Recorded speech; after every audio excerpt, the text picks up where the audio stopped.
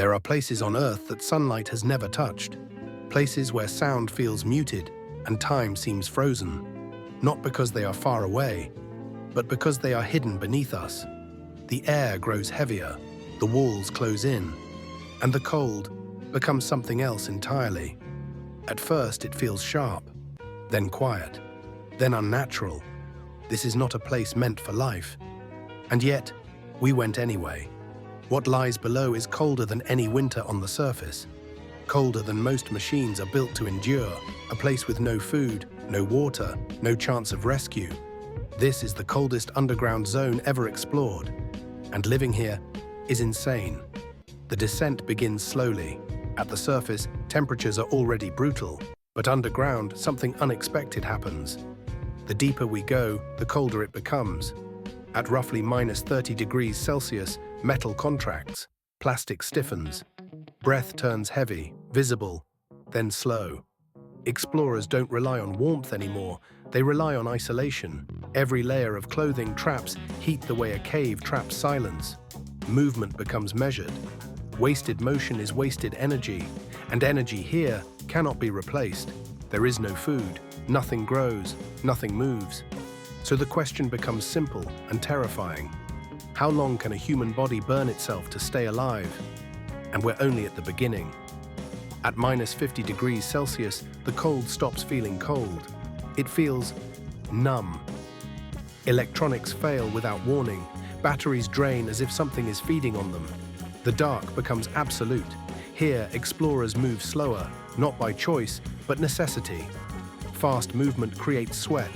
Sweat freezes. Frozen moisture becomes a threat. So life slows down. Breathing becomes shallow. Speech shortens. Thoughts narrow to essentials. The body adapts by becoming conservative. Heart rate drops. Energy use declines. It almost resembles hibernation. But humans were never meant to do this. Which raises a disturbing question.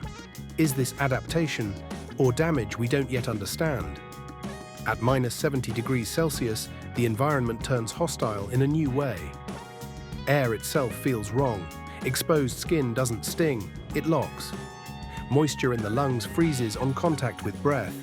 Metal tools can shatter from a single touch. There is no survival here without technology. Heating systems are sealed like life support pods. Food isn't eaten, it's rationed like fuel. Every calorie is calculated, and yet there is no source of food underground. No plants, no animals, no bacteria that we understand. So every human presence here is temporary, which makes scientists ask something unsettling. If there's no heat source, why does this place exist at all? Deep underground, sound changes. Voices echo too long. Footsteps feel amplified, then swallowed. There are no natural rhythms, no sunrise, no hunger cues. The mind begins to drift. Explorers describe a strange effect. Time stops behaving normally. Minutes stretch, hours collapse. To survive, the brain adapts by shrinking its world. Thoughts become task-based. Emotion is suppressed. Curiosity becomes dangerous. Living here is insane, not because of the cold, but because of what the silence does. And still, deeper zones remain untouched. Below the explored areas, instruments fail, temperature readings vanish. Mapping stops making sense. Pressure changes without explanation. Some scientists believe temperatures could reach even lower, possibly far beyond -70 degrees Celsius. Not because of climate, but because of geological isolation. There are theories of pockets where cold has been trapped for tens of thousands of years. Frozen time capsules. If life exists here, it would not resemble anything we know. And what we've discovered only deepens the mystery. Places like this force a hard truth. We like to believe we understand Earth, that maps are complete, that nothing truly unknown remains.